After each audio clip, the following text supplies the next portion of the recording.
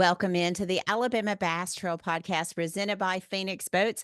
I'm Kay Donaldson, the director of the Alabama Bass Trail and the host for this week's podcast. Um, guys, I want to start off by apologizing. We weren't on the air last week. Honestly, life and Alabama Bass Trail just kind of got in the way. It was a busy week here, and I'm just going to apologize for it straight. Actually, I'm not going to apologize for it. It is part of life. It is part of being such a small staff. A lot going on building up to the holidays, and just a lot of things going on. So we're trying to get ready for the Christmas holidays, as I'm sure most of you are as well. And I'm really just sorry that we are not just didn't get it done last week. Had a lot of things going on, uh, mainly in the ABT world. Not a whole lot going on from a family perspective, but from the ABT world, just lots of things going on this time of the year in the fishing industry. Most people think, well, you're not doing tournaments, so what are you doing? And I'm just going to be honest with you. It is sponsorships. It is customer service. It is ABT 100 payments were due. It's ABT payments are due this week. Just a lot of things going on, trying to work with the different softwares that we have to do, trying to get all the W-9s and the rules acknowledgments and all that stuff sent out, to just getting everything finalized, getting lists broken down so boat numbers can be assigned, text message list can be done, email list can be done, getting that first email ready for the ABT 100. On top of the main thing is just finalizing sponsorships. And I don't think it's any surprise to anyone that sponsorships are just different this year. You've heard pro anglers talk about it. You've heard people that have been released from their contracts. You've seen pro staffs cut, marketing budgets overall cut in the fishing industry. And we're certainly not immune to that at the Alabama Bass Trail. So you'll see some changes taking place not only on our websites, but our backdrops and things that you'll see around on the Alabama Bass Trail. So we're not immune to that. We understand cutbacks. We've had to do some of that ourselves. So just understand that, we're trying to get all of that taken care of, as well as getting ready for a new season with all of the customer service and, guys backing out of a series or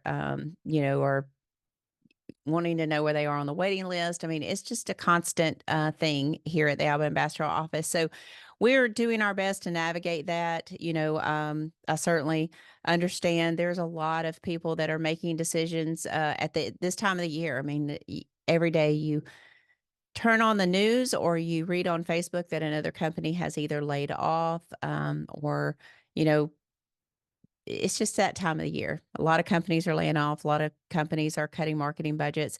When you work in marketing, you understand that typically that's one of the first budgets that are cut.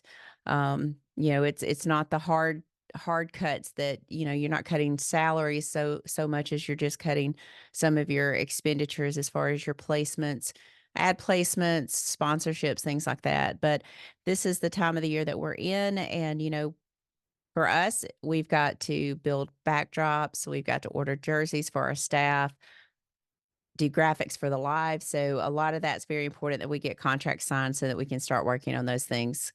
When you take into consideration the Christmas holiday and the New Year's holiday, you lose some downtime. A lot of the vendors that we use shut down the entire week between Christmas and New Year's. So you kind of lose 7 days or 10 days out of your work schedule. So that's kind of what we've been doing. A lot of Zoom meetings last week. And again, people making payments, the teams that didn't make their payments, replacing those teams. And that's kind of what we're doing this week on the Alabama Bass Trail series. So that's kind of what we were into last week. And we didn't get a chance to follow up with you about the Bass Team Championship. So I want to cover that first off. A very, very good showing. Some of you know this tournament was originally slated for the Ouachita River in Louisiana, and they had to move it due to the fact that the Ouachita River was shut down by the Corps of Engineers as they were doing some work on one of the locks there. So at the last minute, Bass had to move this event to Kentucky Lake in Paris, Tennessee. And so a lot of our teams, went in pretty much blind and was only running on their 2.5 days of practice that they got leading up to the event. So I didn't have day one's numbers, but thankfully Bass sent me day two's results because they've been taken off the website. But after day two, for another year, Alabama Bastrel had a team in the top three. That was Fisher and Ryan Anaya. And for those of you who are not familiar with this event, we send 18 teams. 3 teams were unable to go this year due to sickness or family sickness. But they fish as a team the first 2 days. After the first 2 days, it's cut down to the top 3 teams, and then they fish as 6 individuals for the last spot in the 2025 Bassmaster Classic. So your goal in the team portion is to win and win the $20,000 first place, but to majorly get inside that top 3 so that you can compete for that last Bassmaster Classic spot. That is typically a 2-day fish off for that, but because of the weather on Friday or on Thursday, they had to cut Thursday out. They fished the second day on Friday, and then they did a 1-day fish off for the Bassmaster Classic spot. So after day 3, Ryan and Fisher Anaya, they finished with 42-13. They were about 4.5 pounds out of first place, but they did make it into third place. But I want to talk about some of the other teams. I think they paid 50 spots in this event. I think there were 230 something boats. So third place, Fisher and Ryan Anaya, they were the highest finishing Alabama Bastrel team. Sixth place, Noah and Cole Godwin. I did not know his name was Jacob. So they announced it as Jacob Godwin, and I was confused a little bit. But Noah and Cole Godwin, sixth place. Justin Bussey and Ben Webb, your overall anglers of the year in the Alabama Bastrel, they finished 12th place. John Frank and Mark Womack out of the South Division, they finished in 28th place. Connor and Caleb Miller, they finished in 44th place. Cole and Lance Walker finished in 48th place. And we had one team just outside the top 50, Adam Brown and Greg Diggs. I was really proud of our teams, guys. It was miserable there. Very, very, very cold, lots of wind, rain, snow, sleet, everything that you can imagine. It was extremely difficult to just function. We've had cold tournaments, so we understand that. But Noah and Cole, they had a phenomenal tournament. They finished with 41.5. They were really, really close. I mean, less than a pound, I think, out of the third place with where Fisher and Ryan were. They had a really, really good tournament. Excited for those guys. Just hammered them both days. They ended up day 2 was their biggest weight of 23.8. But they just had a really, really good tournament. Justin and Ben, I talked to them. They had some opportunities on day 1 and did not execute them perfectly. Felt like that they were around the right fish. They actually roomed, I think, with Fisher and Ryan. And it's really cool to see, teams that have never met before meet on the Alabama Bass Trail and then go on to be really good friends.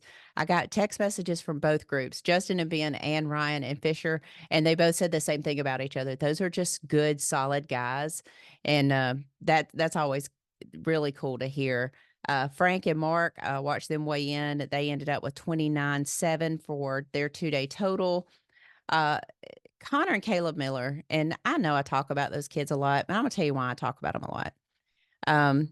Their dad texted me after day 1 and said, dude, just tough. I mean, they had a great one fish. It was over 5 pounds, but just to have one fish, something those kids are not used to. They are very competitive.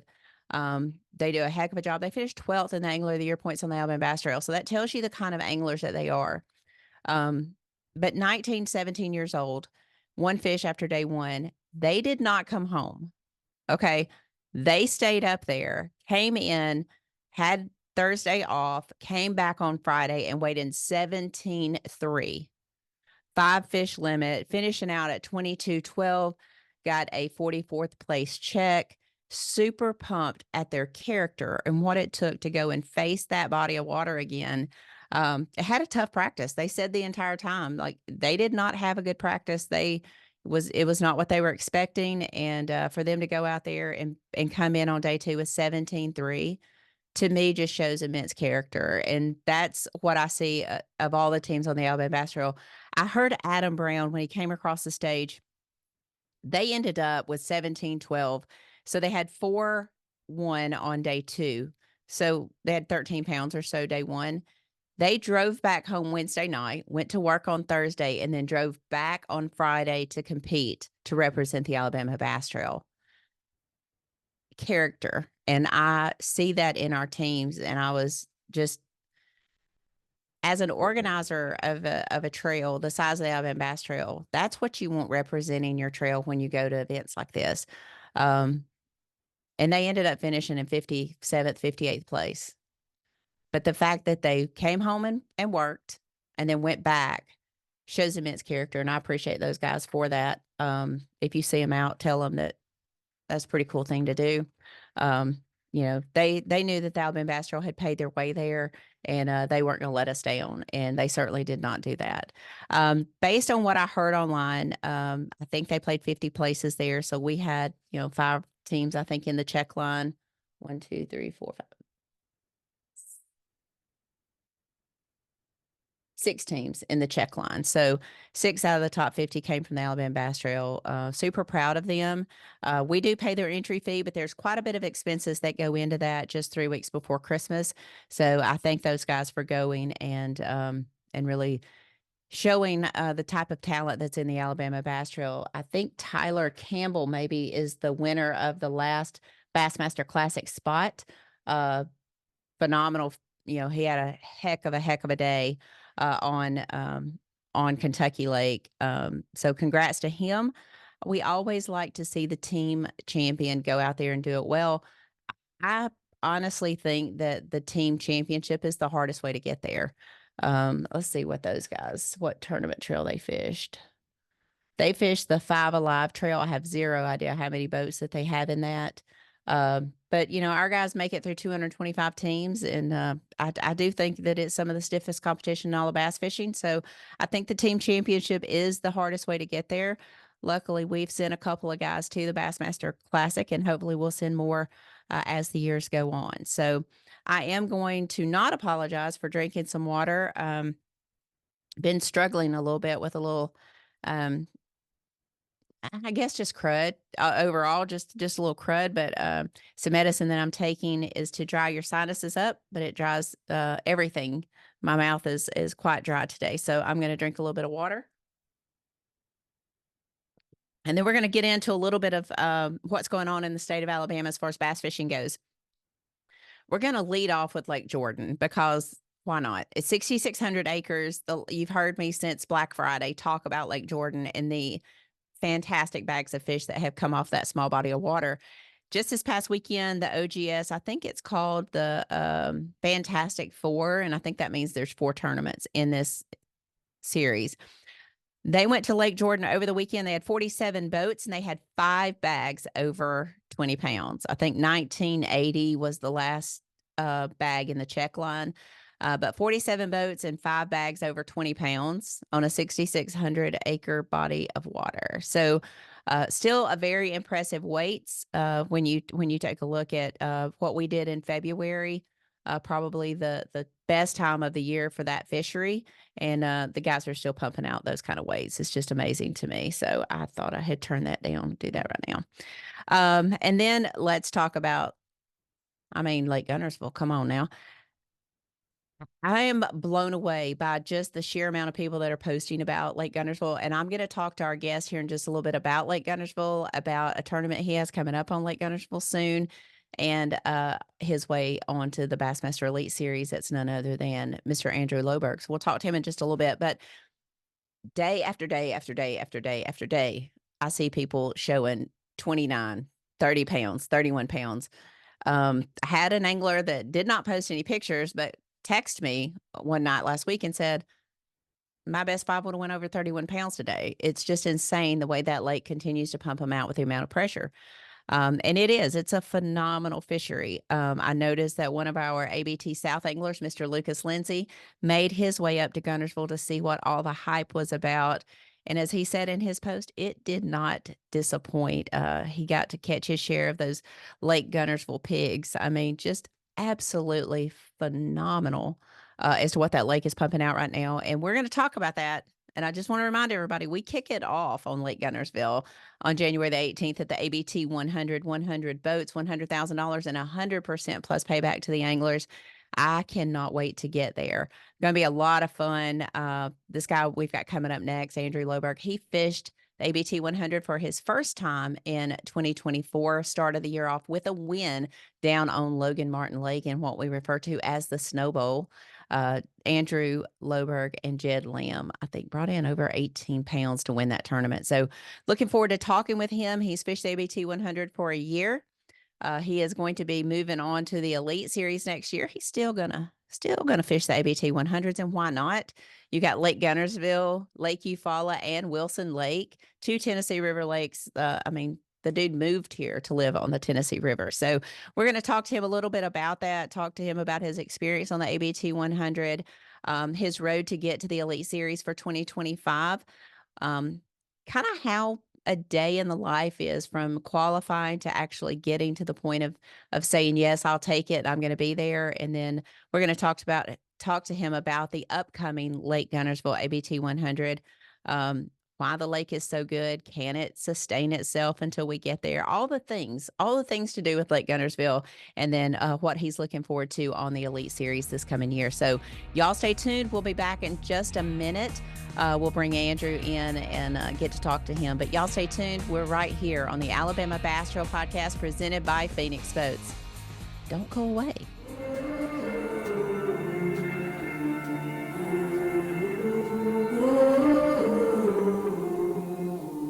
Things you let me see.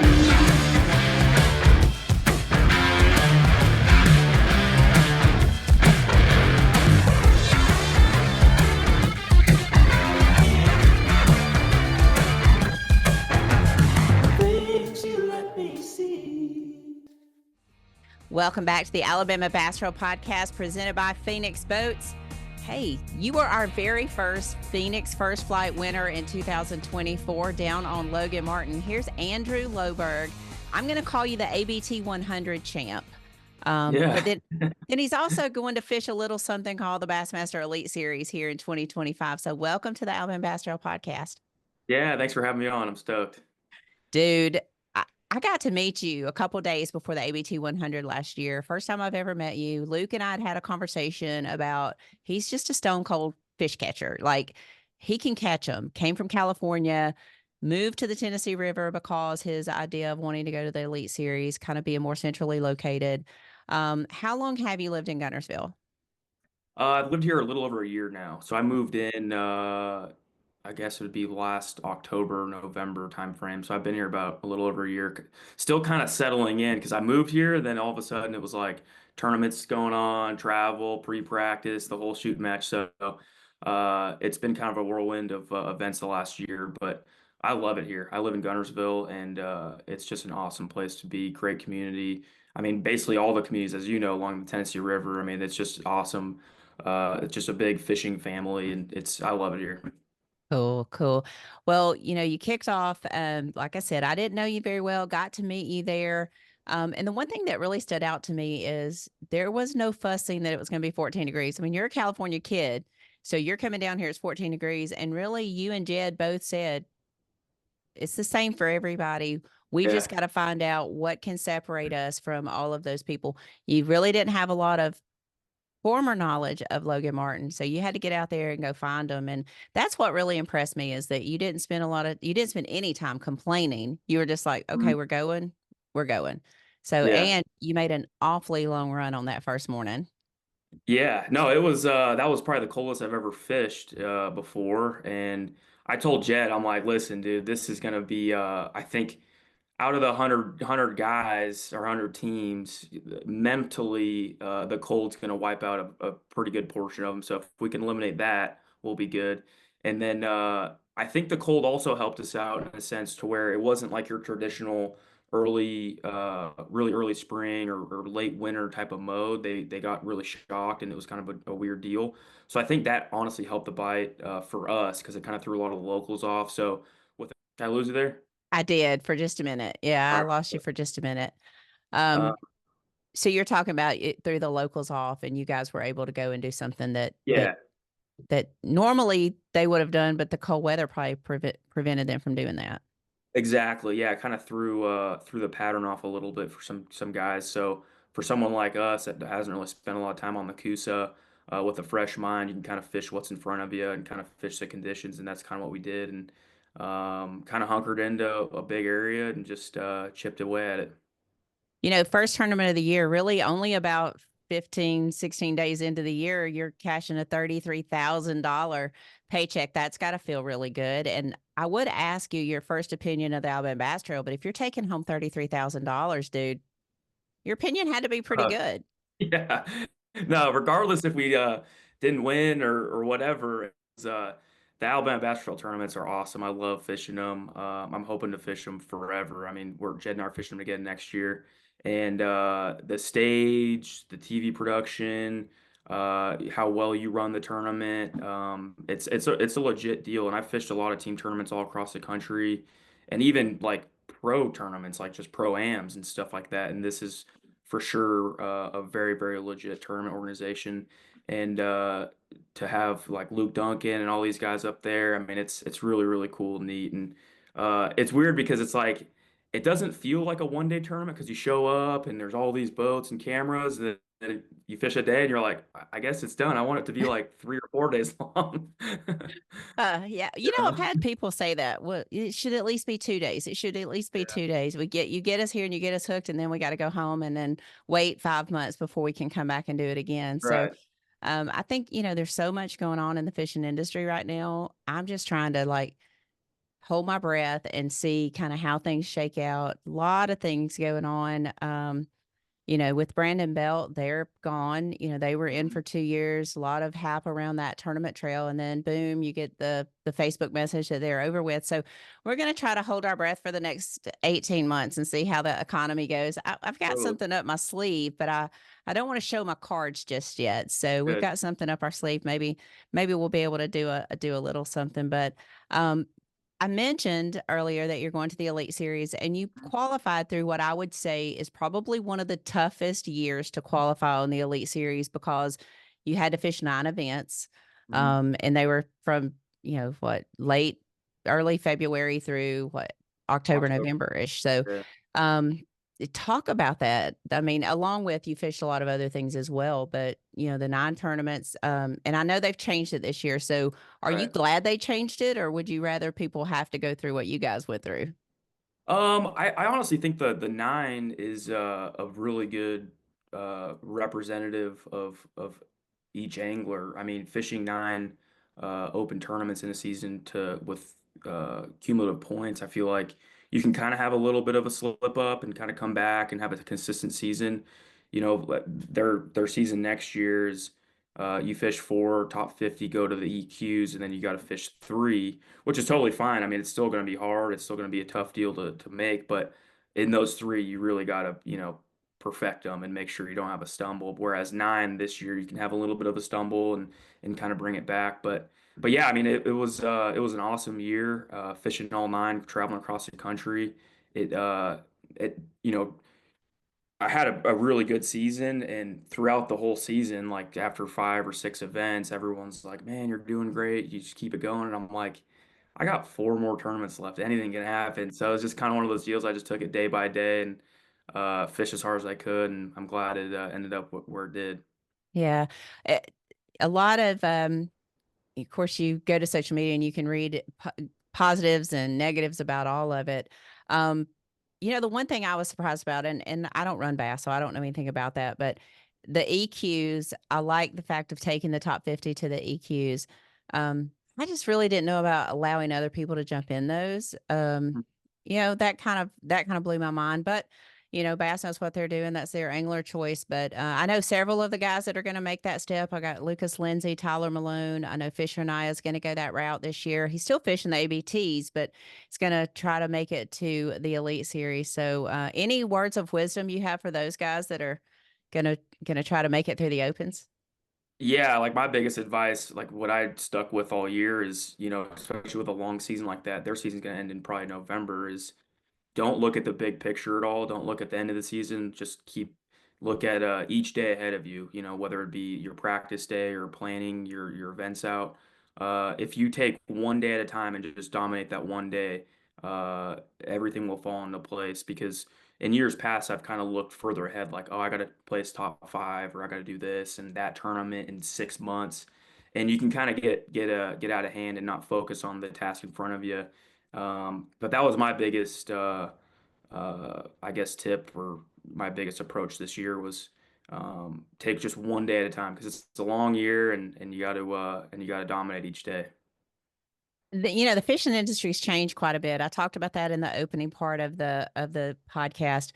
Sponsorships, the onset of all kinds of social media, has it has brought a lot of negative to light, but it's also brought a lot of positive stories to light as well. How do you manage that? Because, dude, you found out toward the end of October you made the elites. You have a very short window.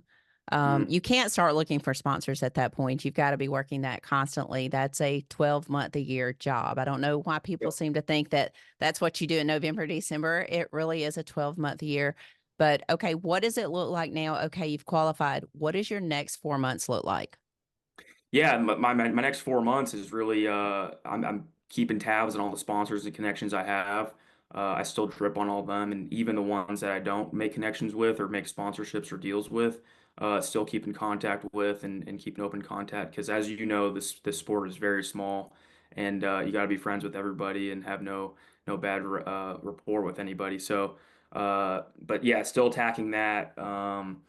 Trying to up my social media uh, profiles and things like that, because it's a huge deal right now in our sport. And then really just planning next year as far as pre-practice, practicing, and then obviously the tournaments, and then making sure everything's laid out. Because once that season starts, I mean, really, I go down to Florida the beginning of January to pre-practice at the St. John's. Once that starts, it's like the ball's going to roll, and if you don't have your calendar shaped up, you could be all spun out and lost, and all your ducks just not in a row. So really make sure that calendar's put into place well, and just go after it. I'm really excited. Who are you gonna be traveling with someone? You got a travel partner that you're gonna be traveling with? Who's that gonna be?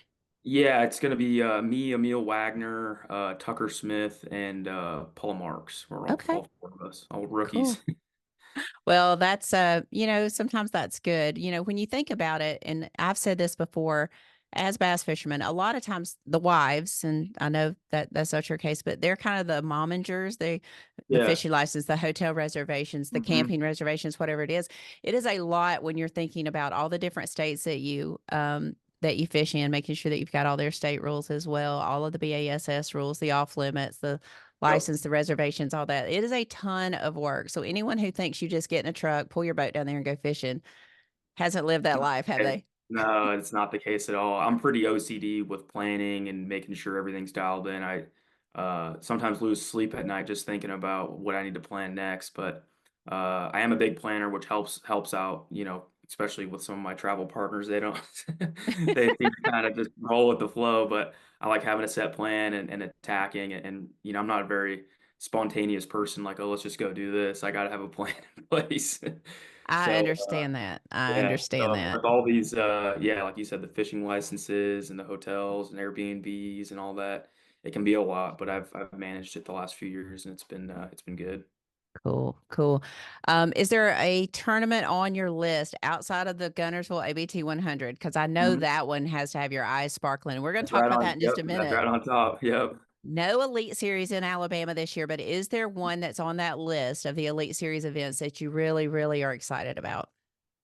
I'm looking forward to going to Lake Fork. I actually used to live there for a few months before I moved to Alabama. I lived at my buddy's house, and spent some time there, just having those big fish out there. It's just a fun lake to go to. And then probably go back up north. Everyone loves going up north and catching those smallmouth. So St. Clair is going to be second on that list. But those Okay. two are probably my two favorite. I'm looking forward to the most. But for someone like myself with tournaments, and I don't get too gung ho on like schedules and things like that. I just if it's a bass tournament, I'm in. Like, I don't care if Yeah. there's six fish in the lake. I want to go try to catch them all.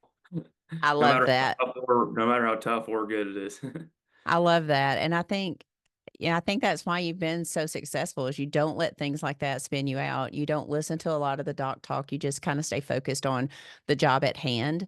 And I think that's why you've been successful. I want to talk about Gunnersville Yeah. because I saw on Black Friday you and Jed went out and had a day, Mhm. what, 32 pounds and come in third Yeah. place?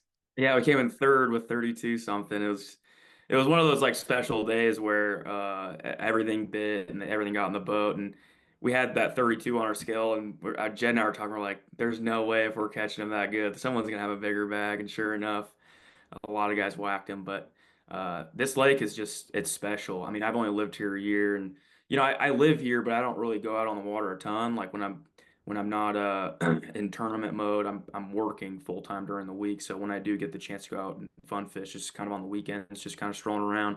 But I do spend a little bit of time out here, and from this year, seeing it, I feel like the weights from the summertime, this last spring, everything's just gone up, and the lake is just very, very healthy. It's just really cool to see compared to some of the fisheries that we've been to this year on the bass stage and all that stuff. It's cool to see how healthy this place is. I've noticed that Tennessee River wide, like a lot of the fish we saw at the November tournament at Wheeler looked like Mhm. they'd never been caught before. Like Right. were so healthy. We saw that in April when we were here as well. The fish just look really, really healthy. I don't know if that's the added eelgrass and all of the protection that they've had from the eelgrass, but just amazing to me to see the health of the fish when we see them in our release tanks and even at the bump sink. Mark's made that comment several times. Um, Gunnersville is the record holder for the Alabama Bass Trail, and I talked to you a little bit about this off camera. 3202, February 1st, 2014, the very first ever Alabama Bass Trail tournament, still holds the record for the heaviest weight ever, and certainly the heaviest weight on Gunnersville. We've had three other 30-pound bags. Any predictions for January the 18th? Yeah, I think that record's probably gonna get broke.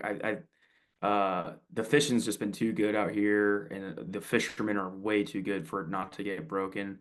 And especially once you get in that early February or January time frame, they're just gonna get chubbier and chubbier, and they're gonna weigh a lot heavier.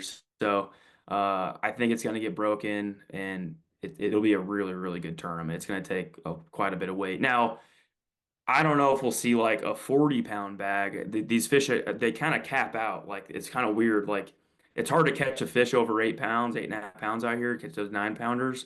But the amount of like 5 to 6 to 6.5 pounders in this lake is just crazy. So there'll be quite a bit of 30-pound bags, and it'll be a shootout.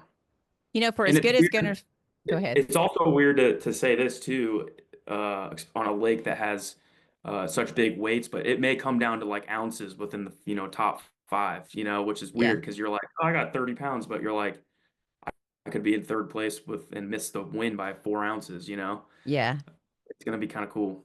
We Gunnersville's been so good consistently. We've had a tournament there, and I want to say it was in 2018. We had a tournament there. It was one with 30 pounds, but we had 38 bags over 20.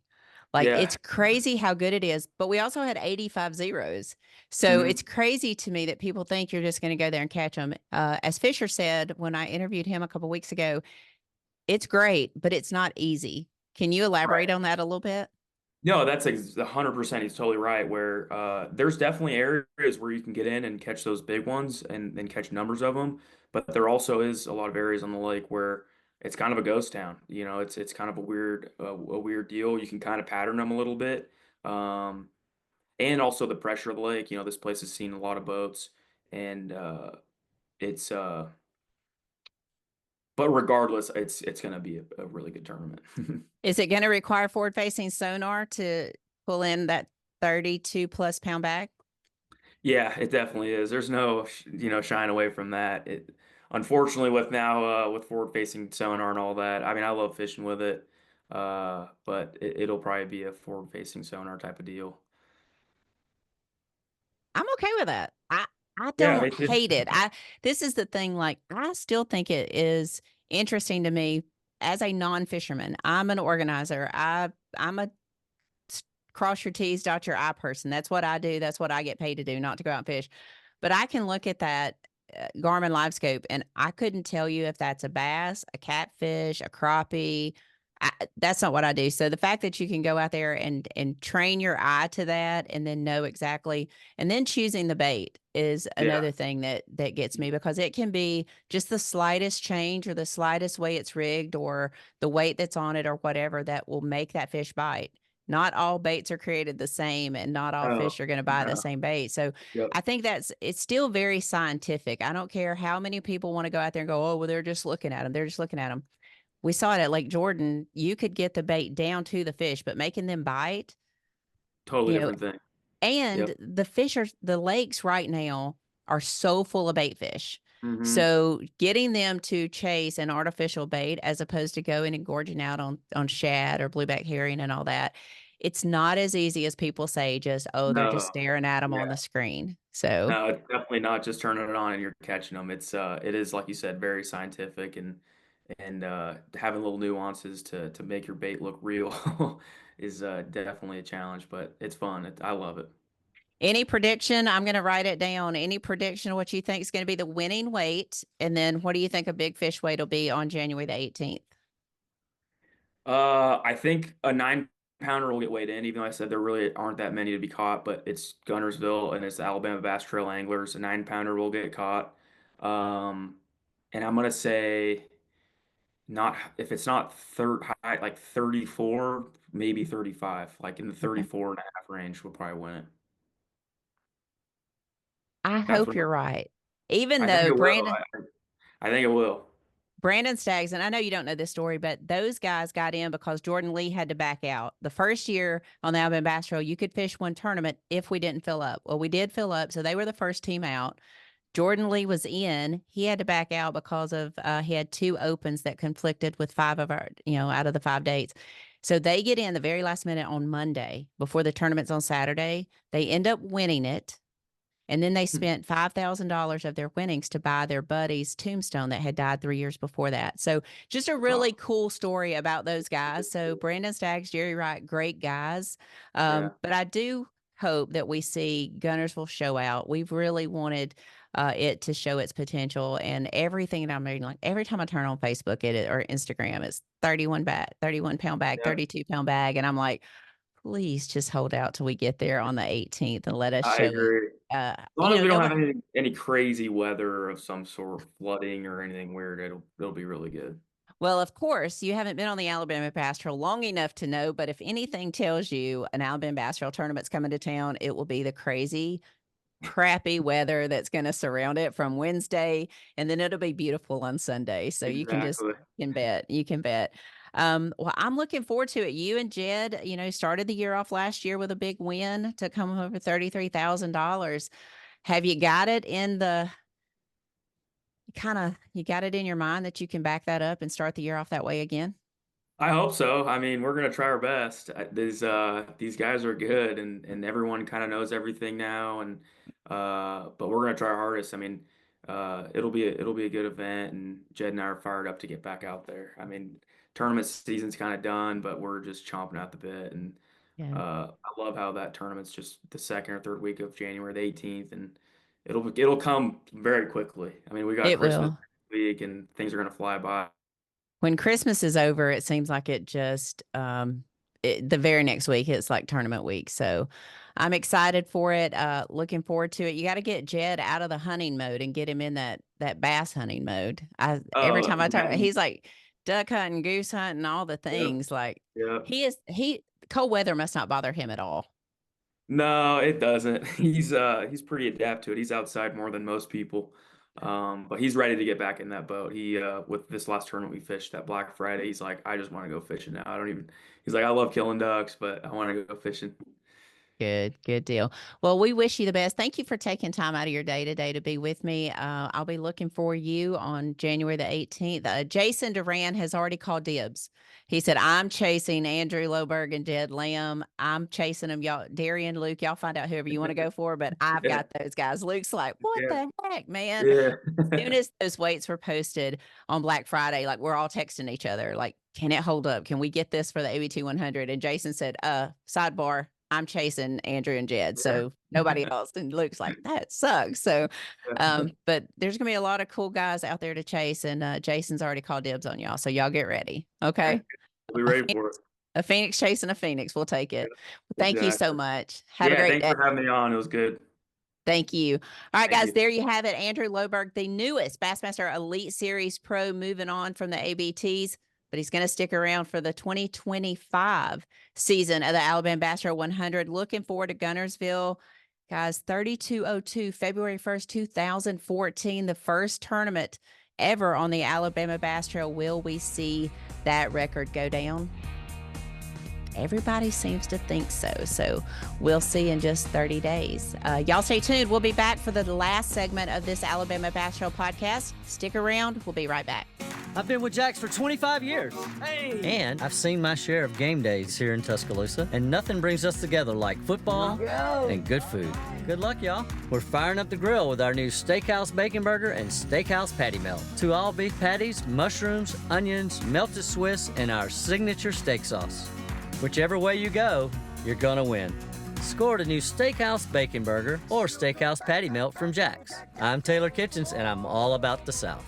Welcome back to the Alabama Bass Trail podcast presented by Phoenix Boats, your last segment of the day, and you heard it. 30 days from the day you're listening to this podcast, we will be on Lake Gunnersville for the kickoff of the 2025 season, the Alabama Bass Trail 100 at Goose Pond in Scottsboro, Alabama. 5 hours of live coverage. Should kick off around 7 o'clock. We'll do blast off, of course, national anthem blast off, and we'll stay out on the water for 5 hours. Bring it all to you, and Jason, Luke, and Darian will be running around like chickens with their head cut off, trying their best to find guys catching 30 pounds. So looking forward to that. Thank you to the Mountain Lakes Chamber of Commerce, to Goose Pond, and everyone there for being our host. Looking forward to being out there. I do want to give you a little update on the proposed slot limit for the Cusa River. I'm not going to harp on it. I am not going to sit here and be mad about it. I'm going to give you an update. You may have read an article on the Waterline with Frank Sargent a couple days ago, last week. I think it came out on Wednesday. He did an interview with Damon Abernathy, basically just rehashing everything that they've already said as to why they feel like a 14 to 20 inch slot limit will work best for the Cusa River. Really kind of harping on the fact that tournaments have 45% dead fish percentage, just talking about, all of that stuff. And I say that not meaning that there's not science. I'm not saying that at all. We 100% believe there are post-tournament mortality rates. I've expressed, I think 45% is extremely high. But one of the things that really hit me in this story, and I emailed Frank about it, was the comment about tournament organizations and communities making profits off of the fisheries, and how everything that we've talked about has been from selfish motivation. I emailed Frank. I've had a great working relationship with him. I think he's a fantastic journalist. I asked him that would he be willing to do a story based on my perspective, since he was using all ABT photos from our Lay Lake Championship. Like I said, I've had a great working relationship with Frank for several years. I've had him on several writers' conferences throughout the state of Alabama. Really enjoy his stories, and it is organic. He is a fisherman. He has worked in the bass arena for a long, long time, as well as crappie and other things. So think a lot of him, think a lot of his work. Of course, his response was, I sure will. Can I get with you next week? So I did an interview with him on Monday. I got a chance to talk to him about a lot of different angles from how we feel about this. And he was very generous with his comments. The article should go up on the water. I think it's called let's see here. Let me make sure. I want to make sure that I tell y'all the exact name of his.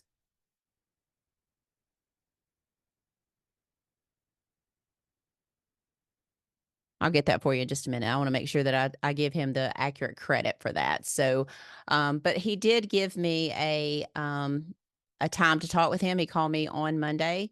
It's called the Water World Wire. That's what it's called, the Water World Wire. We will post that on our social media when that story becomes available. But two things that I mentioned to Frank that really puzzled me about that article was the fact that tournament organization make profits off of the waterways, and cities make profits off the waterways. For the Alabama Bass Trail, we pay over 113% back to the anglers. That's over 100% of the entry fees plus part of our sponsorships.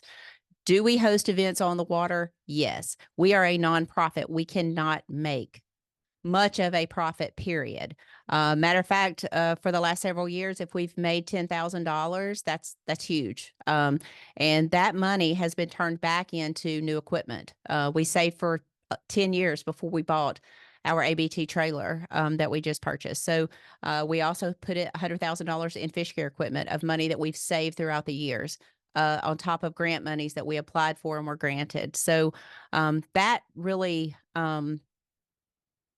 that bothered me, that comment alone, because the sheer appearance that the Department of Conservation does not make money off the fisheries just blows me away that comment even comes out. But anyway, that being said, I'm sure that the Department of Conservation employees like to get paid as well, as do people who work at, say, Wedowee Marine or Sylacauga Marine or at the Hampton Inn or the 4-H Center and all of that, which fishermen stay at those locations. They buy boats from those locations. We all like to get paid. So that comment alone just befuddles me. That's one that really struck a chord with me. The other thing, and I've mentioned this before on a podcast, and I'm not harping on this, but I think it is very important to point out that catch, weigh, release in a perfect world would be perfect. But we don't live in a perfect world. And MLF uses catch, weigh, release in its smallest event of the year. Their BPTs, 40 anglers, 40 boats, 40 marshals. Someone independent entering that data. Not a team tournament. You have a marshal in that boat, and it's only 40 boats of the best anglers, of the best equipment that money can buy.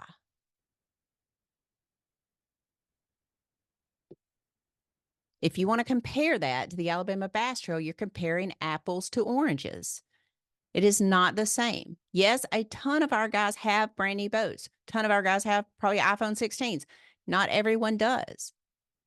Not everyone is capable of entering that data. And are you trusting it if they do? How many times have you sent a text message or entered a phone number incorrectly on your phone and you're not in a tournament when fish are schooling? I just have a really hard time with trying to apply this across the board. It just really infuriates me, honestly. So update on that is the last email I received is that the Conservation Advisory Board would meet on March the 8th. They would have a public hearing prior to that tournament, prior to that meeting, to allow stakeholders to express their comments and their concerns. Damon mentioned in that article that was on the Water World line, he mentioned in that article that there would be public hearings across the Cusa River for people to express their opinions and concerns or appreciation for the slot limit. So hopefully we'll get those meetings and we'll be able to, talk with the powers that be. Honestly, after meetings that I've had with lots of tournament organizations, anglers, people from the hospitality industry, people from the legislative side, people from different host communities, the goal is that we can find a compromise, and hopefully we can do that. That's my hope. It's always been my hope. We'll see. Other news in the fishing business, Bass appoints an angler advisory board. Loved reading this. Lee Livesey, Mark Menendez, John Cruz, Ben Milliken, Drew Benton, and Alex Wetherell. I hope I pronounced his name correctly. I know 3 of those 5 guys. I've certainly heard, actually, there's 6 of them. I've heard of Ben Milliken. Who hasn't? If you're in the fishing industry, I've heard of Drew Benton. I've not heard much about Alex. Don't know him really well, but know Lee Livesey. He's fished the Alabama Bass Pro 100, watched his career. Mark Menendez, huge fan of Alabama fishing. John Cruz, have known him forever on the Bassmaster Elite Series. I like the idea of this. Bass is a big corporate brand, and sometimes it's hard to be in touch with the anglers if your job is really managing business. And you know, I like the idea of it. I think it's going to be interesting to see how they use this input that the anglers are going to bring to them. And there's a lot of issues facing bass fishing tournaments. As I mentioned earlier, Brandon Belt tournament issued a release that they were no longer in business. They would no longer be hosting tournaments. Didn't really give a reason. Some speculate because of the payout versus what they were taking in entry fees. Who can sustain a $20,000 to $30,000 a tournament loss and still stay in business? Some speculate that it was an event that he liked. He loved going bass fishing, and didn't realize he didn't really like running the tournaments.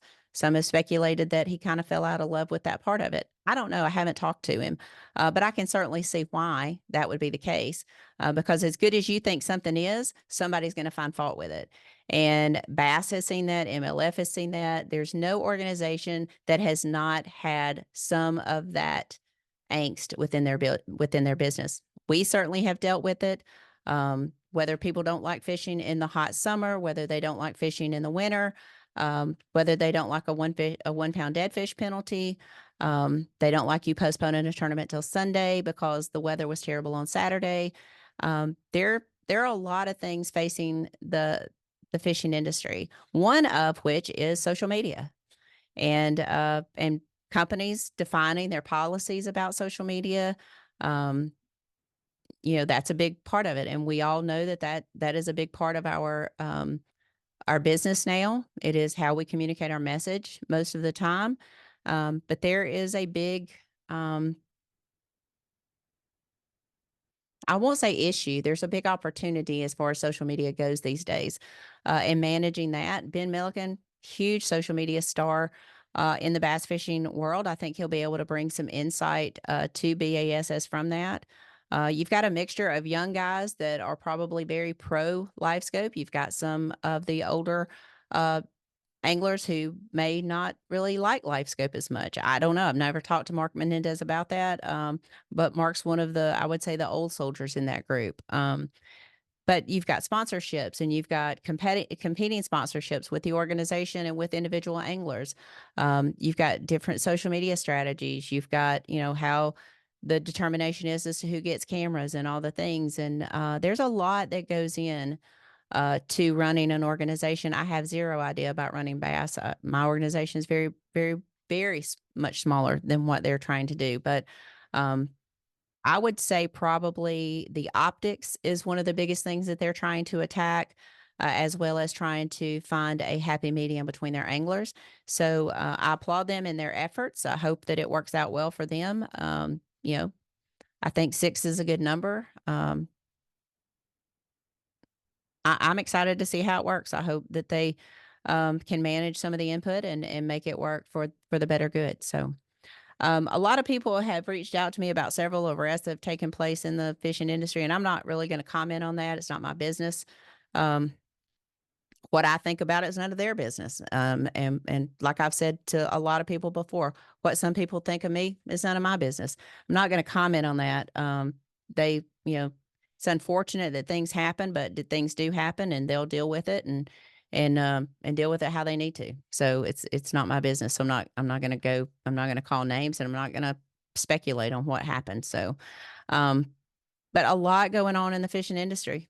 I mean, I just encourage people, and I do this every day, be mindful of who you're taking your information from. because there are so many people that just want your likes, clicks, and views. And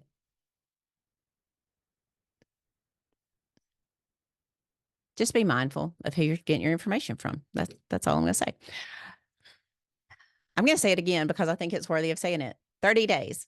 Alabama Bass Trail 100 on Gunnersville out of Goose Pond up in Scottsboro, Alabama. I'm excited for that event. We're going to go fishing, and it is time. I know every year at this time, Daniel, John, and myself, now Angela, are like ready to get back at it. So we're working on that. ABT 100 field has been decided. All payments are in and done. Boat numbers have been assigned. So it's going to be exciting. You're going to be finding out some new things on the Alabama Bass Trail, some new ways of doing things on the Alabama Bass Trail coming soon. Alabama Bass Trail payments North and South Division due this Friday, December the 20th. We are currently filling some spots that have been given up by anglers already, but we will go to the waiting list to do that. So if you're not on the waiting list, please make sure that your name gets there. There are 55 names on the North Alabama North Division waiting list. We are down to like number 7 or 8. There are 38 spots on the South waiting list, and we're down to like team number 3 on that waiting list. So if you're not on the waiting list, I can't reach out to you and let you know if we have an open spot. They do have a couple more days to make payments. I think the last time I looked, we had about 100 teams that have not paid. It's not uncommon. They always wait to the last minute. So just letting you know that we will fill those spots beginning on Monday and hopefully have those filled by the time we go into the Christmas holiday. The Alabama Bass Trail office is closed beginning December the 24th, Christmas Eve through January the 6th. So we are available through social media. We are available through email. That's KAY at alabamabastrail.org. John, which is JON at alabamabastrail.org. Daniel at alabamabastrail.org, and Angela at alabamabastrail.org. If you have questions, if we don't respond immediately, we are on vacation. We will try to respond as quickly as possible, but this is one time a year that the office is designated closed for an extended period of time. And when we get back to work on January the 6th, we do hit the ground running. So please be mindful of that. 53 days until we get to Smith Lake to kick off the ABT North, 67 days until we travel down to Alexander City to Lake Martin. Again, 221 limits came off that lake last year. We'll see if we can do it again. Going to be a lot of fun. All the information for the 2025 season can be found on the websites. Everything has been converted over to 2025. If you're worried about where something's going to take place, a location for the weigh-in, a location for launch, time of a meeting, anything like that, go to the alabamabastrail.org website, click on the tournament that you're interested in. It should have everything there, as well as all of our contact information. So there's no reason not to know what's going on. Everything has been updated. And that does it. That does it for this week's podcast. Let's see here. Yep, that does it. All my notes are checked. I do want to thank the newest Bassmaster Elite Series angler, Andrew Loberg, for being on the podcast today. I love talking to him. Such a bright young star, and I know he is going to light it up on the Elite Series this year, just after he lights it up on the Alabama Bass Trail 100 at Gunnersville. So love his whole mindset of just attacking one day at a time, and can they back it up with a win at the first event this coming year. I'm excited about that. Do hope you will subscribe, rate, and review the show on your favorite podcast app. And please, please, please, please, please share the podcast with your friends. Anyone who loves bass fishing, loves the state of Alabama, please share this podcast with them. We do offer you our best wishes for safe travels for the rest of the week. We do hope you get out and enjoy the great state of Alabama. Enjoy the great outdoors. We got some mild weather over the next few days, so get out and enjoy the great state of Alabama. God bless. Wish you good fishing. And as my best buddy would always say, Mr. Big Daddy Lawler, y'all get outdoors. Y'all have a great day. Thanks for listening to the Alabama Bass Trail Podcast. To learn more about the Alabama Bass Trail, make sure and visit alabamabastrail.org.